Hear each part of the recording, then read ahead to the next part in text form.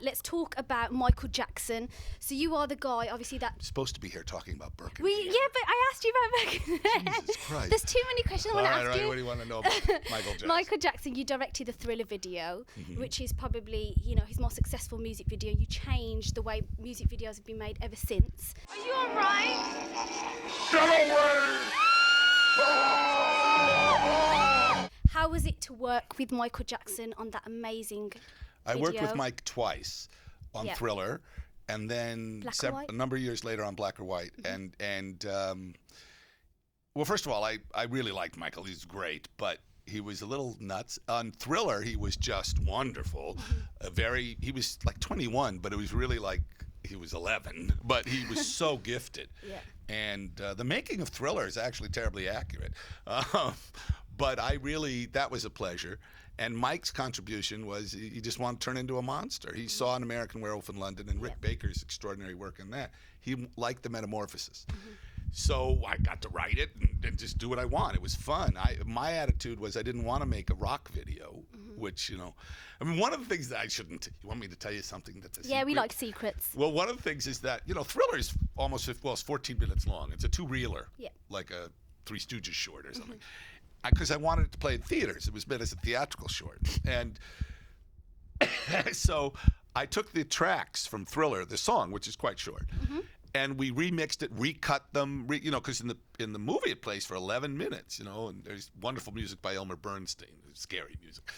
But we took the tracks and changed them quite a lot. So when you watch Thriller, you're not hearing the song as it is on the record. And one of the things, people do the Thriller dance. But I was able to take the parts of the song out I didn't like the beginning and stuff. So whenever you watch people who are going to do the Thriller dance, it's great because there's this beginning, they all get in kind of position, and they're like, wait for it. They're sort of staggering around being zombies, waiting for the moment when they can start the dance. Yeah. Because I was able just to start the dance where I wanted. So You're just taking it apart? I always like that moment watching people try to do the Thriller dance where they're going, waiting. And go.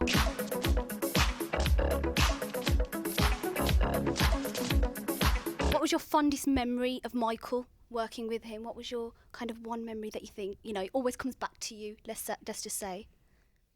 Anything? Well, the memory I just... Anything funny that he used to... Because, we all know he was a bit of a prankster and he was, always... Well, he liked practical jokes. Yeah, that was true. But no, excuse me. The only thing that I loved Mike. On Black or White it was more difficult because that was his. Yeah. And my job on that one was trying to make him not look quite so nuts, But it was that was more difficult. But on Thriller it was a pleasure, and he worked hard. And he's a pro. I think the moment I'll always remember with Mike was he'd grown up with this stuff. I mean, he'd been performing since he was 8. Yeah. And old time show business where they're doing 4 shows a day at the Apollo and working the lounge in Vegas and with his brothers. And so he had a different attitude toward the public. It didn't get weird till later, but after Thriller, Michael took my wife, Deborah, and I, and our baby daughter, Rachel, who's now 28, but took us to Disney World. Yeah. And we had a wonderful time, and at one point, there's going to be a photo of me and Mike and Mickey, and they're going to take our picture with Mickey Mouse in front of the castle in Fantasyland. And, Disney World, they have all these underground tunnels and stuff. So we pop out of this tunnel, and there's a lawn about as big as this room, and it had one of those little ropes like in banks, little chain. Yeah. You can't walk past it. Right, and so it was Michael Jackson, me, excuse me, some Disney security guy, and a photographer, and Mickey Mouse. Yeah, not forgetting him. And within 2 minutes, there were 5,000 or 6,000 people around us. I mean, that fast, people as far as you could see.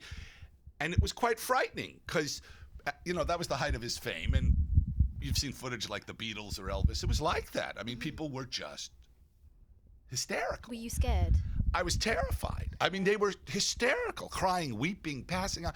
It was a mob, and I'm looking at this little chain thinking, uh-oh, and I was really like, oh, shit, and I was really frightened. And, Mickey, he was like, oh, shit, he was frightened, too. He spoke? Oh, no, but you could tell, we were terrified, and security guys going, help, and the crowd, I was terrified. And Michael was going, hello, hi, hello. Totally fine.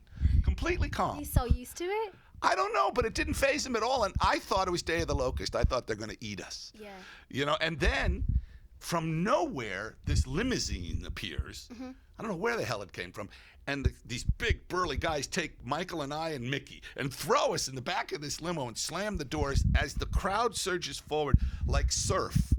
Just like a wave goes and breaks on the car. And we're covered in people, you know, in all the windows, 1,000 people. And I just thought, we're going to die, you know, or someone's going to get hurt. And Michael was like, hi. He was totally fine. I always remember that because he was just so fine with it, you know, hi.